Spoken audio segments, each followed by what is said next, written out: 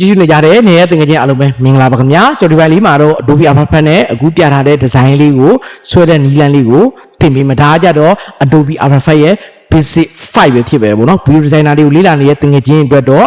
တေချာလေးလေ့လာပါကိုကဒီbasic 5ကိုခုမှတွေ့တယ်ဆိုရင်လည်း1 2 3ကိုရှေ့မှာသွားပြီးတော့ရှာပြီးတော့လေ့လာပေါ့နော်မကြော်ပါနဲ့ပေါ့နော်အခြေခံနေကကနနားလည်အောင်လို့အစင်လိုက်စီတေချာလို့အခြေခံလည်းကကနနာတေချာလေးရှင်းပြထားပေးတယ်။ဘာကြောင့်လဲကျွန်တော်တို့ညီမသားတွေမှာအတူပြဘက်ကိုကျွမ်းကျင်တဲ့လူကနေတဲ့အတွက်ကြောင့်မို့လို့ဒါကြောင့်အကုန်လုံးဝါသနာပါတဲ့ဗီဒီယိုဒီဇိုင်နာတွေဝါသနာပါတဲ့သူတွေအတွက်ကိုကျွန်တော်အနေနဲ့ဒီ channel လေးကိုထောင်ပြီးတော့ရှင်းပြရခြင်းဖြစ်တယ်ပေါ့နော်။အဲ့တော့ Adobe After Effects ကို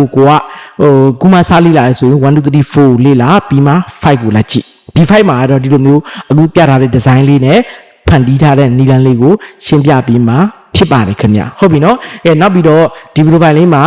ဗီဒီယိုဒီ Adobe After Effects နဲ့သိမ်းတဲ့နည်းလမ်းလေးကိုလည်းရှင်းပြပေးထားတယ်ပေါ့နော်ဘယ်လိုမျိုးသိမ်းမလဲ 8.26 လေးနဲ့ MP4 size ရအောင်ဘယ်လို 8.26 လေးနဲ့ MP4 size ရအောင်ဘယ်လိုမျိုးသိမ်းမဲဆိုတာကိုဒီဗီဒီယိုလေးမှာအသိစိတ် Adobe After Effects နဲ့သိမ်းတာကတကယ်ကိုခက်တယ်ဒါပေမဲ့ဒီဖိုင်လေးမှာတော့သိမ်းပုံသိမ်းနည်းကိုလွယ်လေးဖြစ်အောင်လို့ရှင်းပြထားတယ် Adobe နောက်ပြီးရှင်ဒီ software တစ်ခုတော့ကိုက down ရမယ်ပေါ့နော်အဲ့ software down တဲ့နည်းကိုလည်းအခုဒီဖိုင်လေးရဲ့နောက်မှာရှင်းပြထားပြီးတယ်ပေါ့နော် okay အဲ့ဆိုရင်ကျွန်တော်တို့စပြီးတော့လေ့လာကြည့်ကြအောင်ခင်ဗျအဲ့တော့ Adobe After Effects Basic 5မှာဆိုရင်ဒီမှာခု Adobe ဖွင့်ပြီးသွားတိုင်းကျွန်တော်တို့ဒီမှာဆိုရင် new project ကိုနှိပ်လိုက်ပြီးသွားတာဒါ2015ဘာရှင်းနော်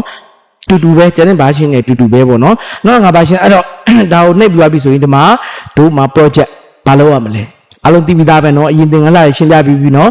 video designer ဖြစ်တဲ့ Adobe After Effects ကဘာလုပ်ရမလဲဆိုလို့ရှိရင် तू ကစဉ်းစားကြည့်ဘာလုပ်ရမလဲ composition တခုတည်ဆောက်ရမယ်နော်အဲ့ဒါလုံးဝမမေ့နဲ့နော် designer က composition video design ကကြတော့ sequence ဟုတ်ပြီနော်အဲ့တော့ composition တည်ဆောက်မှဆိုရင် project panel မှာ right click ထောက်လိုက်တယ် new composition ကိုထောက်လိုက်composition မှာတို့ကဘာလုပ်မလဲဆိုရင်ကိုနာမည်ရေးပေါ့နော်ကိုကြိုက်တဲ့နာမည်ရေးလို့ရတယ်ရေးပြီးွားရင်ဒီမှာကျတော့ weight နဲ့ height က1920 1980တူပဲဘာမှလုပ်စရာမလိုဘူးနောက်ပြီးတော့လို့ရှိရင် back ကလာမှလည်းအမဲရောင်မဲထားဒီမှာဆိုရင် direction ဒါပေမဲ့နိုင် minute second မှာဆိုရင်တော့ဘယ်လောက်လောက်မလဲဆိုရင် second 10လောက်ထားလိုက်second ကို10လောက်ထားပြီးရင် okay ပြီလား okay ဒါဆိုရင် second 10နဲ့ရရှိမယ်ပေါ့နော် okay ဒီနေ့ကဘာလို့ဆို design လေးဆွဲမှဖြစ်တာဒီ design လေးရကြတော့ကျွန်တော်တို့ဒီ video တွေlogo တွေ establishing video တွေပြီးသွားတဲ့ခါကျရင် तू ကvideo color ဒီ flat ဆိုတဲ့ပုံစံလေးတွေမှာဒါ designer တွေမြသုံးတယ်ပေါ့နော်ဒါအခြေခံလေးပဲအဲ့ဒီသဘောတရားလေးကိုရှင်းပြပြီဘယ်လိုရှင်းပြမလဲဆိုရင်တို့ဒီနေရာမှာဆိုရင်ဒီနေရာမှာမောက်လေးကိုလက်ကလေးဖိထားလိုက်ဖိထားလို့ရင်ဒီလိုပေါ်လာရောနော် elephant 2ကိုပဲတစ်ချက်ထောက်အလုံးလေးယူတယ်ပေါ့နော်ပြီးွားရင်တို့ဒီမှာဒီကနေပြီးတော့လူဆွဲလိုက်ဒီလိုအရှည်တော့ဆွဲလို့မရဘူးနော်သူကအလုံးတိဆွဲဖို့အတွက်ကြောင့် keyboard ကရှက်လေးကိုဖိလိုက်ရှက်ကီလေးကိုဖိလိုက်လို့ရှိရင်အလုံးတိကြဖြစ်သွားတယ်နော်ပြီးရင်လွတ်လိုက်ဟုတ်ပြီနော်ပြန်ဆွဲပြမယ်နော်အလုံးလေးတည်းဖိလိုက်ပြီး keyboard ကရှက်လေးဖိလာပြီးွားရင်လက်ကလေးလွတ်လိုက်လက်ကလေးလွတ်ပြီးတော့မှရှက်ကိုလွတ်ဟုတ်ပြီနော်အဲ့ဒါပြီးသွားလို့ရှိရင်သူ့ကိုတို့ကအလဲချမယ်အဲ့တော့ mood 2လေးကိုယူမယ် selection 2လေးယူပြီးတော့ဒီမှာအလဲချမယ်အဲ့တို့ဒီ selection 2ကိုအလဲချပြီးမယ်သူ့ရဲ့ pointer ကအလဲမကျဘူးဆိုတာရှင်းသင်ခန်းစာမှာရှင်းပြတယ်နော်အဲ့တော့လွတ်တဲ့နေရာလေးကိုဒီနေရာလေးကိုတစ်ချက်ထောက်ပြီးရင်layer လေးကိုတစ်ချက်ထောက်ပြီးရင်ဆက်ကျွန်တော်တို့ဒီမှာဒီပန့်ပြန်2လေးကိုတစ်ချက်ထောက်ပြီးဒီ pointer ကိုအလဲချဒီ၄တောက် point လေးရဲ့ဘယ်မှာလဲအလေတန်းမှာချဒီအလေမှာချဟုတ်ပြီနော်ဒီ logo လေးကိုလည်းဒီဘက်ကိုနည်းနည်းရွှေ့လိုက်အလေမချသေးဘူး okay ကြပါပြီနော်ပြီးတော့မှတစ်ချက်ထောက်ပြီးပန့်ပြန်တူထောက်ပြီးဒါလေးကိုအလေချအတီးရန်ရွှေ့ဒီ center point ကိုရွှေ့တဲ့အခါမှာဘာ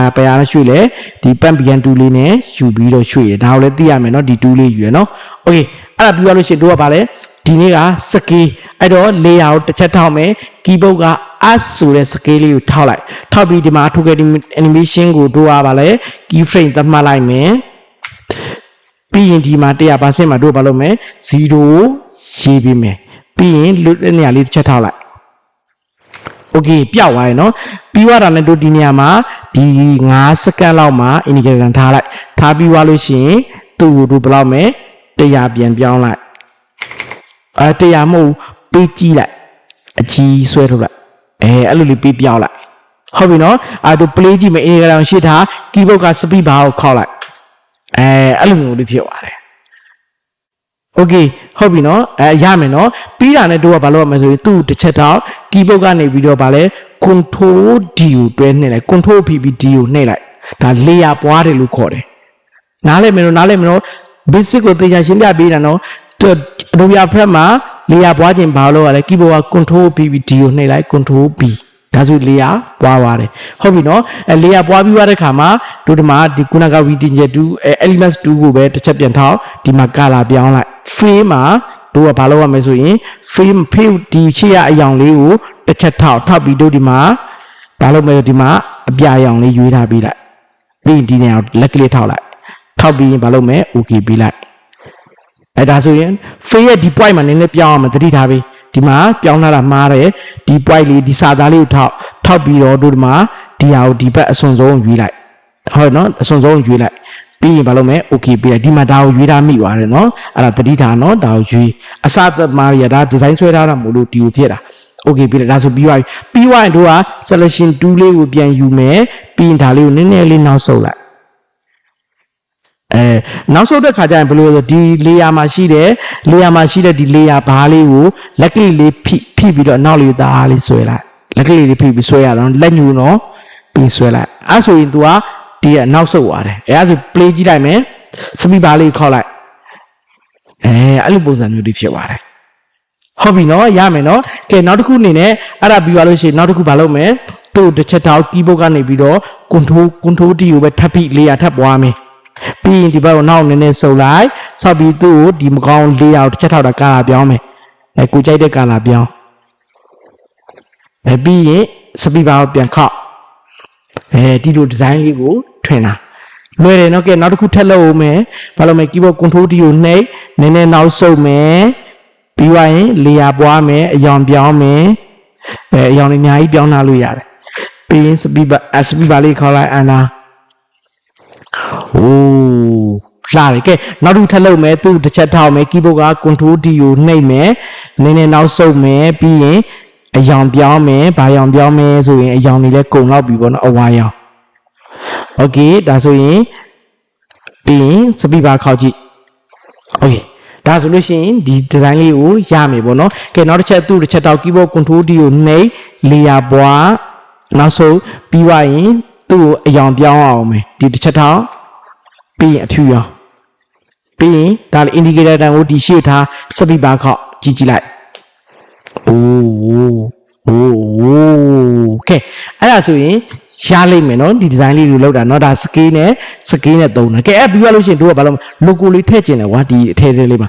ဒီမှာနှစ်ချက်ထောက်မယ်တပိတ်ကလေးထောက်လိုက်ထောက်ပြီးသွားရင် logo ရှိတဲ့နေရာကိုတက်ရှာမယ် logo ဘယ်နားမှာရှိလဲဆိုဘယ် logo လဲအေး logo ပဲထည့်မယ်နော်ဟောပေါ့Photoshop လေးရတယ်နော် Photoshop logo ဒါ logo ကတော့ကိုယ်အောင်လုပ်ထားတာပေါ့နော်ဒီ logo လေးထည့်မယ်ပြီးရင်ဒီ logo လေးကိုဒီပေါ်ဒီထဲဆွဲထည့်လိုက်ဆွဲထည့်ပြီးသွားရင်သူ့ကိုလည်းနေရာချရမယ်နေရာချပါတော့သူ့လည်းဒီနားမှာနေရာချမယ်သူ့နေရာချမယ်သူ့နေရာချမယ် logo နေရာချမယ်ချပြီးရင်သူ့ကိုလည်းသူကဒီကောင်းလေးရဲ့အစုံနောက်မှာဒီအဖြူရောင်ပေါ်လာတယ်ဒီနားလေးကနေစပြီးတော့သူ့ကို keyboard က S ကိုထောက် indicator တန်ဒီနားမှာထားပြီးတစ်ချက်ထောက်0ပေး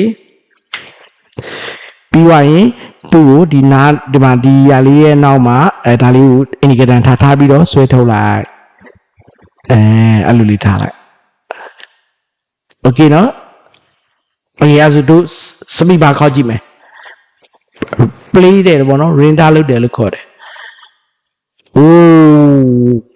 ဟုတ်ကဲ့အဲ့တော့ဒီ file လေးကိုရရှိလိမ့်မယ်လို့ထင်ပါတယ်ကဲအဲ့ဆိုတို့သိမ်းမယ်သိမ်းတဲ့နည်းလေးကိုရှင်းပြပေးမယ်သေချာကြည့်မယ်နော်သိမ်းမယ်ဆိုလို့ရှိရင်ဘယ်လိုသိမ်းမယ်ဆိုလို့ရှိရင်ဒီ file ကိုသွားမယ်သိမ်းတဲ့အခါမှာတို့က file ကိုသွားပြီး export ကိုသွားပြီးတော့ဒီမှာ render ထုတ်လိုက်လို့ရှိရင်မရဘူးဆိုရတယ်ဒါပေမဲ့ video က AMD site နဲ့နောက်ပြီးလို့ရှိရင် MP4 site နဲ့ site ကြီးပြီးတော့ video ကဒါပဲဒါဆိုလို့ရှိရင်ဂျိုးတန်သိမ်းလို့မရဘူးနောက်ထပ် software တစ်ခုကိုတို့ဟာထပ်ခေါ်ရတယ်နော် media anchor ဆိုတဲ့ဟာလေးကိုထပ်ခေါ်ရတယ်အဲ့တော့တကယ်လို့ ဒီ file လေးကြည့်ရတဲ့တကယ်မိတ်ဆွေတွေမှာအဲ့ဒီ software မရှိဘူးဆိုလို့ရှိရင်တော့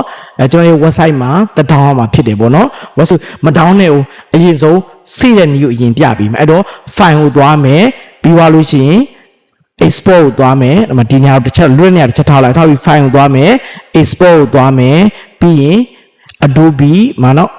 ပေါ်ဆုံးမှာ adapt to Adobe Media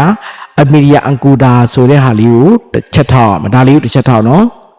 ထောက်လိုက်ဒါဆိုရင်နောက်ထပ် software တစ်ခုပေါ်လာလိုက်မယ်ခဏစောင့်လိုက်အမှပေါ်လာပြီနော်ဒီ software နဲ့ထုတ်မှဒါလင်း8.2ကြော်လေးရတာဗီဒီယိုအဲ့တော့ Artifact သမားတိုင်းကဒီ software ရှိကိုရှိမှရတယ်မရှိလို့မသူကဒီ software တော့မှဘာရှင်းလိုက်ရှိတယ်နော်အခုကျွန်တော်သုံးထားတဲ့ Artifact က2025ဆိုရင်သူကလည်း2025ဘာရှင်းမဲ့ထည့်ပေးရတာဟုတ်ပြီနော်ဘာမှလုပ်စရာမလိုလွယ်လေးပဲဒါပေမဲ့အဲ့ software ကိုထည့်မှုပဲလို့တာအဲ့တော့ကြည့်မယ်နော်ဒီမှာကြည့်မယ်ဘာမှလုပ်စရာမလိုပြပေးမယ်ခဏစောင့်ထားလိုက်နော်စောင့်နေလိုက်โอเคဒါပေါ်သွားပြီဒါပေါ်သွားပြီဆိုလို့ရှိရင်တို့ဒီမှာဒီနေရာလေးကိုတစ်ချက်ထောက်ပြီးဘယ်နေရာမှာတိမ့်မဲ့ဆိုတဲ့နေရာတိတ်ကျွေးပေးရမှာဒါလေးကိုတစ်ချက်ထောက်မယ်ထောက်ပြီးသွားလို့ရှိရင်တို့ဒီမှာဘောက်တက်လာတယ်အဲ့ဘောက်တက်လာတာမှာ desktop ပေါ်မှာပဲထားလိုက်နော်ပြီးရင် save ပေးလိုက်ပြီးရင်ဒီနေရာမှာ export နဲ့မှာ8.26လေးနော်ဒီမှာတို့ဘာမှရွေးပေးကြမလို့တော့ဒီ video ရဲ့ quality ဒီရဲ့ sequence ဒီကိုတရားရဲ့ composition အတိုင်းပဲတို့ကထုတ်မှာပြီးရင်ဘာလုပ်မလဲဒီအစိမ်းရောင်လေးကိုတို့ကနှိပ်ပေးလိုက်ရင်ဒါဆိုသူအောက်မှာပြေးနေပြီဒါဆိုရင်ရပြီလွယ်တယ်နော်မခက်ဘူးနော်တေချာကြည့်နော်ဟိုသွားနေဒါလေးပြီးသွားတဲ့ဒီကိုစောက်လိုက်ဒါဆိုလို့ရှိရင်တို့ဗီဒီယိုတို့ကပြီးသွားပြီဟုတ်ပြီနော်အားလုံးနားလည်မယ်ပေါ့နော်ဘာဖြစ်ဆိုပြီးသွားရင်ရပြီပြီးရင်ဒါကိုတို့ကဘာလုပ်မလဲပိတ်လို့ရပြီပေါ့နော်โอเคအဲ့ဒါတို့လောက်ထားတဲ့ဗီဒီယိုလေးကြည့်ကြည့်မယ်ဒီမှာโอเคဒါ8.26လေး file size နဲ့ရတာပေါ့နော်ဗီဒီယိုကျွန်တော်ရဲ့ website ရှိတယ် www.baas နှလုံးနော် .com ဘာမှမအစနှလုံး miss နော်ပြီးရင်အနာခေါ်လိုက်ပြီးသွားရင်အဲ့ဒီမှာအဲ့ဒီ software ကဒီမှာအပေါ်ဆုံးမှာပဲ down ထားတယ်နော် Adobe Media Encoder တကယ်လို့ကျွန်တော်ဒီနေ့ဒီချိန်မှာဒီ software ကအပေါ်ဆုံးမှာလေနောက်တဲ့ software တင်အနောက်ရောက်ဝိုင်းဒီ second box မှာရှာလိုက်ရှာမှာဗာလဲ Adobe MEDIA အဲ့လောက်ပဲရေးလိုက်အနာခေါ်လိုက်အဲ့ဆိုဒီအပေါ်ဆုံးမှာလာပေါ်နေလိမ့်မယ်ဟုတ်ပြီနော်မတင်ထားခဲ့တာ Encoder တွေအများကြီးပဲပေါ့နော် Okay ဒါဆိုလို့ရှိရင်ဒီ file လေးသိမ်းတဲ့နည်းလေးကိုရမယ်ဒီ software တော့ down လိုက်ပေါ့နော်တစ်ချက်ထောက်မယ်ထောက်ပြီးမှဒီမှာနှိပ်ပါဆိုတဲ့နေရာလေးထောက်လိုက်ရင်တကယ်လို့ link တွေသွားရင်တော့ဒီ file လေးရဲ့ comment မှာလာရေးထားပြီးပေါ့နော်ဒါလေးတစ်ချက်ထောက်လိုက်ထောက်ပြီးရင် download ကြလာလိမ့်မယ်ပေါ့နော်အကယ်လို့ link တွေသွားတဲ့ခါကြလို့ရှိရင်တော့ဒီ file လေးမှာရပြီပေါ့နော် start down နှိပ်လိုက် okay အဲ့ဆိုရပြီအဲ့တော့တကယ်လို့ဒီ link တွေသွားရင်ဒီ file ရဲ့ comment မှာလာရေးပြီးကျွန်တော်နောက်ထပ်အသစ်ပြန် link လုပ်ပေးမယ်ပေါ့နော် okay အဲ့ဆိုရင်ဒီ file လေးကြည့်ရတဲ့တကယ်ချင်းမိတ်ဆွေတွေအားလုံးပဲရရှိလိမ့်မယ်လို့ထင်ပါတယ်ပေါ့နော်ဒါကျွန်တော်ရဲ့ website လေးပါအားလုံးပဲလာလေ့လာလို့ရလားကြည့်လို့ရတယ်ပေါ့နော် okay အဲ့ဆိုလို့ရှိရင်ကျွန်တော်တို့နောက်ထပ်သင်ခန်းစာတွေမှာပြန်ပြီးတော့စုံမယ်ဟုတ်ရနော်အားလုံးပဲ bye bye